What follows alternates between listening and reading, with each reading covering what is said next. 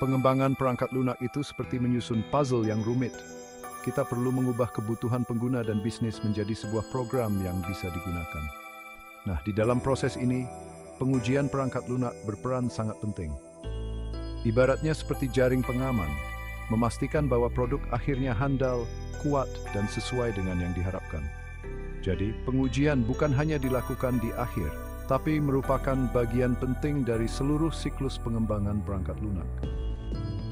Dengan adanya pengujian, kita bisa menemukan dan memperbaiki kesalahan sejak dini, sehingga menghemat waktu, tenaga, dan biaya. Singkatnya, pengujian adalah cara terstruktur untuk menilai kualitas perangkat lunak. Caranya dengan menjalankan perangkat lunak menggunakan berbagai masukan dan memeriksa hasilnya, apakah sudah sesuai dengan yang diharapkan. Proses ini membantu kita menemukan ketidaksesuaian atau kesalahan dalam program. Dengan menemukan kesalahan ini lebih awal, pengembang dapat memperbaikinya menjadi masalah yang lebih besar dan rumit. Pengujian perangkat lunak memiliki beberapa tujuan penting. Yang utama adalah menemukan kesalahan dan cacat dalam perangkat lunak. Kesalahan ini bisa berupa kesalahan kecil atau kegagalan fungsi yang besar. Dengan menemukan masalah ini lebih awal, pengembang dapat mencegah dampaknya terhadap pengalaman pengguna akhir. Tujuan akhirnya adalah menghasilkan produk perangkat lunak berkualitas tinggi yang memenuhi harapan pengguna. Selain menemukan kesalahan, pengujian juga berperan penting dalam memastikan perangkat lunak berfungsi sebagaimana mestinya. Ini berarti memastikan semua fitur dan fungsi bekerja dengan benar dan lancar. Ini juga termasuk memastikan perangkat lunak mudah digunakan dan dipahami. Pengujian membantu mengidentifikasi masalah kegunaan dan memastikan bahwa produk akhir berfungsi dengan baik dan berpusat pada pengguna. Pengujian perangkat lunak yang efektif bukanlah proses yang sembarangan. Ada serangkaian prinsip yang memandu proses pengujian. Salah satu prinsipnya adalah perencanaan. Sebelum memulai pengujian, penting untuk memiliki rencana pengujian yang terdefinisi dengan baik. Rencana ini harus menguraikan cakupan pengujian, metodologi pengujian yang akan digunakan, dan sumber daya yang dibutuhkan. Rencana yang terstruktur dengan baik memberikan peta jalan untuk proses pengujian, memastikan bahwa semua aspek perangkat lunak diuji secara menyeluruh. Prinsip penting lainnya adalah prinsip Pareto, yang juga dikenal sebagai aturan 80-20. Prinsip ini menyatakan bahwa 80% cacat perangkat lunak biasanya berasal dari 20% kode. Menerapkan prinsip ini pada pengujian berarti mengidentifikasi dan berfokus pada area perangkat lunak yang paling kritis. Dengan memprioritaskan upaya pengujian pada area ini, penguji dapat memaksimalkan deteksi data dan meningkatkan efektivitas pengujian. Kemampuan uji perangkat lunak mengacu pada seberapa mudah suatu aplikasi perangkat lunak dapat diuji. Perangkat lunak yang mudah diuji dicirikan oleh beberapa faktor. Salah satu aspek penting adalah operabilitas, yang berarti perangkat lunak berfungsi dengan benar dan andal. Ini memungkinkan penguji untuk fokus pada pengujian fungsionalitas perangkat lunak tanpa terhambat oleh kerusakan yang terus-menerus atau perilaku yang tidak terduga. Observabilitas adalah faktor penting lainnya, yang mengacu pada kemudahan penguji untuk mengamati keadaan dan perilaku internal perangkat lunak. Ini termasuk memiliki akses ke log, alat debugging, dan mekanisme lain yang memberikan wawasan tentang cara kerja perangkat lunak. Observabilitas yang baik memungkinkan penguji untuk menemukan akar penyebab cacat dan memverifikasi bahwa perangkat lunak berfungsi seperti yang diharapkan. Terakhir, pengendalian sangatlah penting. Ini mengacu pada kemampuan untuk memanipulasi status dan masukan perangkat lunak selama pengujian. Memiliki kontrol yang terperinci atas lingkungan perangkat lunak memungkinkan penguji untuk membuat skenario tertentu dan menguji kasus tepi secara efektif.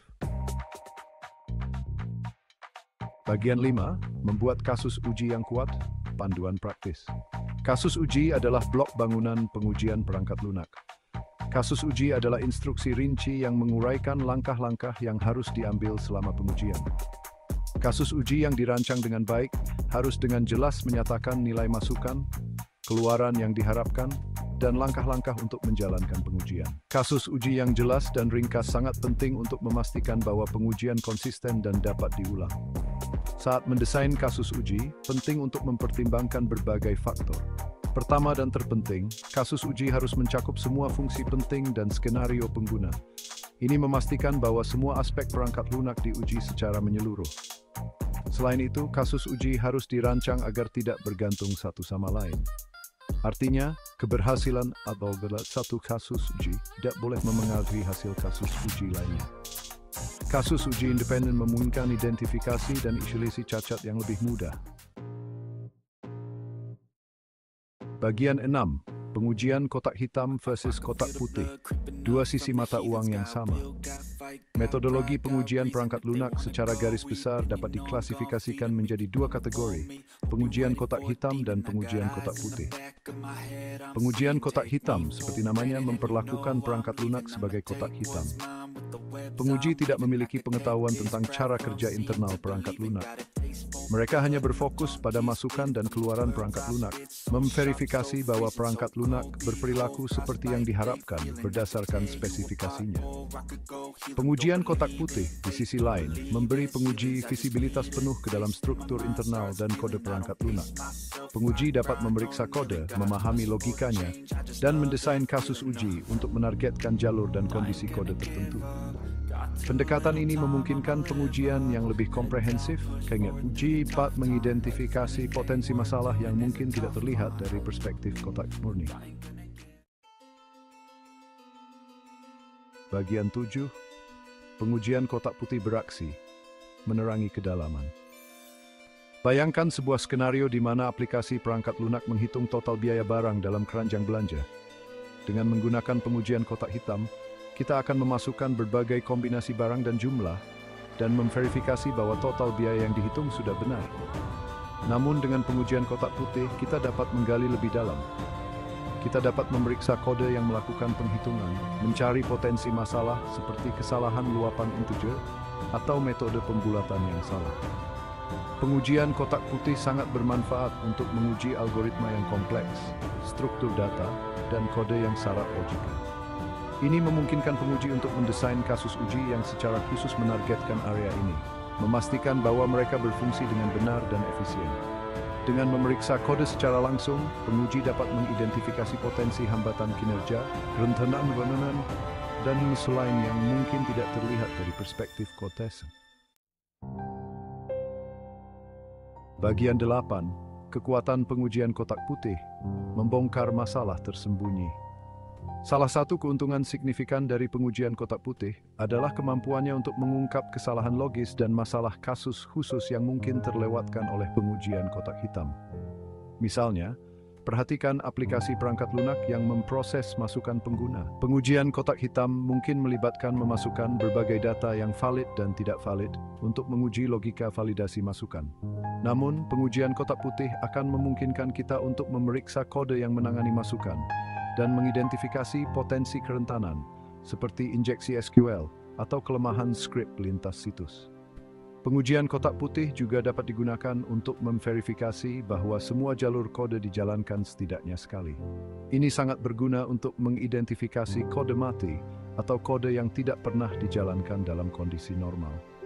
Dengan memastikan bahwa semua jalur kode diuji, pengembang dapat meningkatkan kepercayaan mereka pada stabilitas dan keandalan perangkat lunak.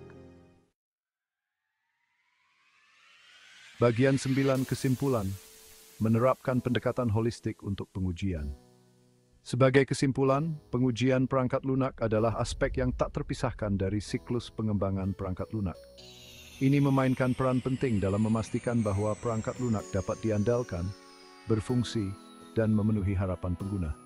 Sementara metodologi pengujian kotak hitam dan kotak putih menawarkan keuntungan unik, pendekatan holistik yang memanfaatkan kedua teknik sangat penting untuk pengujian yang komprehensif. Dengan menggabungkan kekuatan dari kedua pendekatan, pengembang dapat memaksimalkan deteksi cacat, meningkatkan kualitas perangkat lunak, dan memberikan pengalaman pengguna yang unggul.